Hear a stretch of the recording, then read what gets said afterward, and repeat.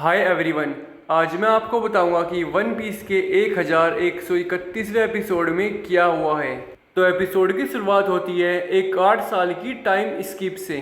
मतलब gold valley वाले incident को हुए अब 8 साल बीत चुके हैं और कुमा की एज अब 17 साल हो गई है और कुमा अभी भी किंगडम ऑफ सोरबैट में अपने पिता वाली चर्च में जिनी के साथ रह रहा है।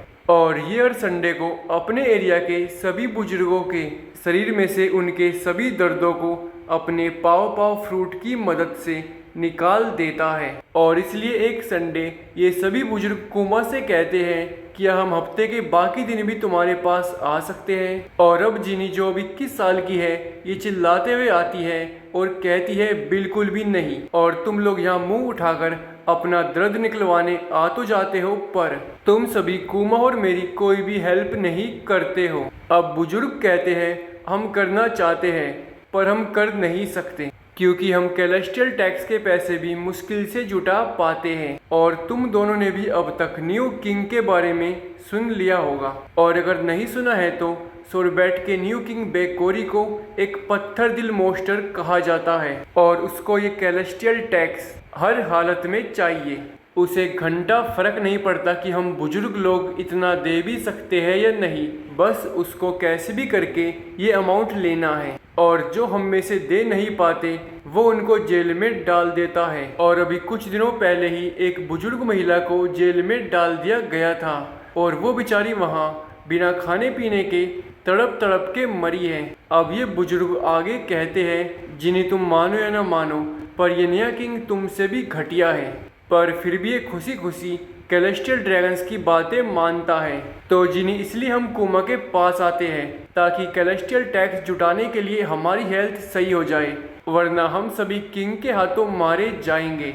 अब कुमा कहता है मैं तुम सबकी छोटी मोटी बीमारियां और किसी भी प्रकार का दर्द पूरी तरीके से ख़त्म कर सकता हूँ, तो प्लीज़ तुम सभी हर हफ्ते यहाँ आते रहना। और ये सुनकर ये सभी बुजुर्ग कुमा को थैंक्स कहकर यहाँ से चले जाते हैं। और अब कुमा चर्च के गेट को बंद कर लेता है और जो दर्द इसने सभी बुजुर्गों से निकाला था वो पूरा दर्द एक बड़े बबल में था।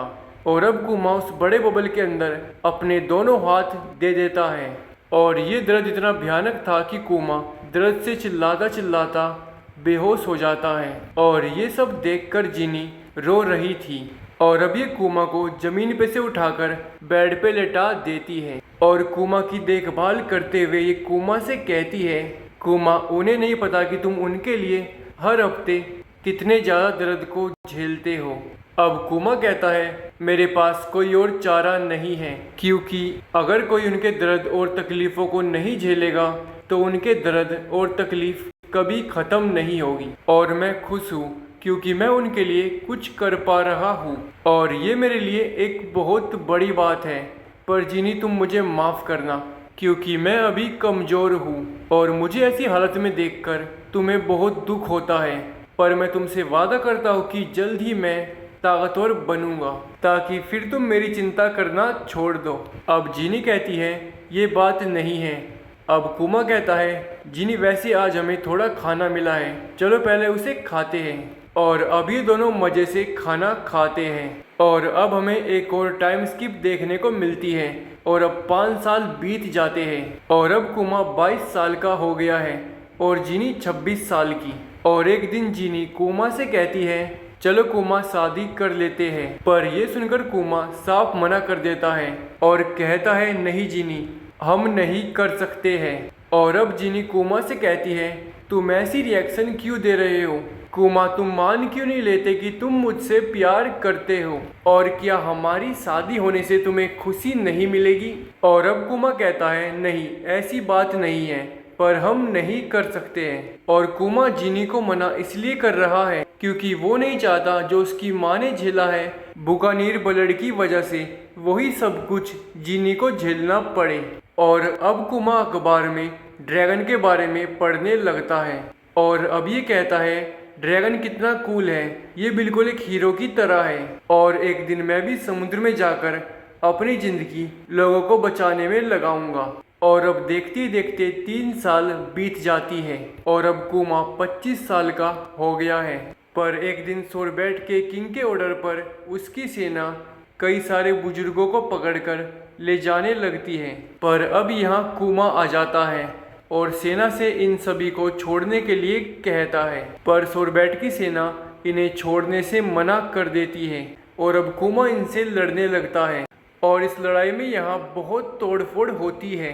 पर आखिरकार सोरबैट की सेना कुमा पर भारी पड़ती है और कुमा को पकड़कर जेल में डाल देती है। पर अब कुमा को बचाने के लिए जीनी और इन दोनों के पड़ोसी सोरबैट की सेना से लड़ने लगते हैं और अब सोरबैट की सेना इनको भी जेल में डाल देती है। और अब हमें सोरबैट के किंग को दिखाया जाता है और इसको इसके आदमी बताते हैं कि जो हमारी न्यू पॉलिसी है ये लोगों को अच्छी नहीं लगी है। और अब सोरबैट के किंग कहते हैं इससे फर्क नहीं पड़ता, लोगों को धीरे धीरे इसकी आदत हो जाएगी, क्योंकि आज से इस आइलैंड का सिर्फ उत्तरी हिस्सा ही सोरबैट है और कैलेस्टियल टैक्स एक देश की टोटल पॉपुलेशन से डिसाइड होता है। लेकिन इस आइलैंड के दक्षिण में सिर्फ बुजुर्ग और गरीब लोग रहते हैं और उनकी वजह से हमारे देश को ज़्यादा टैक्स देना पड़ता है।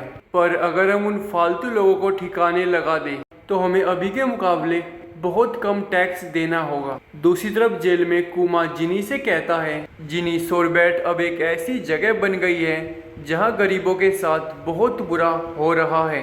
अब जिनी कहती है किंग बैकोरी कैलेस्टियल ड्रैगन्स की बस एक कठपुतली है, तो अगर हम किंग बैकोरी के खिलाफ बगावत करेंगे तो हमें वर्ल्ड गवर्नमेंट के खिलाफ लड़ने के लिए भी तैयार रहना होगा। लेकिन ठीक इसी समय एक संगठन सोरबैट पे हमला करके किंग बैकोरी को पकड़ लेता है और अभी संगठन के दो बड़े आदमी जेल में आकर कुमा और बाकी कैदियों को जेल से छुड़वा लेते हैं और ये दो आदमी थे ड्रैगन और इवानकोव। अब इवानकोव कहता है, कुमा अगर तुम आज भी पहले जैसे हो तो हमारे संगठन में ज्वाइन हो जाओ और इस दुनिया को बदलने में हमारी मदद करो। और अब कुमा हाँ कह देता है और कुमा को देखकर जिनी भी ज्वाइन हो जाती है और धीरे धीरे इस संगठन का नाम रेवोल्यूशनरी आर्मी पड़ गया और रेवोल्यूशनरी आर्मी दुनिया भर में फेमस हो गई।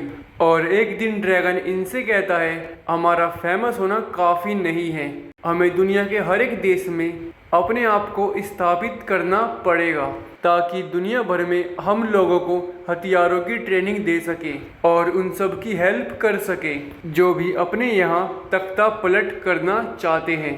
और अब यहाँ एक और टाइम स्किप आता है और 8 साल बीत जाते हैं और अब ड्रैगन और कुमा के पास एक कॉल आता है और इनको बताया जाता है कि जिनी को किडनैप कर लिया गया है। और ये सुनकर ये दोनों शॉक हो जाते हैं और वन पीस का ये एपिसोड यहीं पे ख़त्म हो जाता है।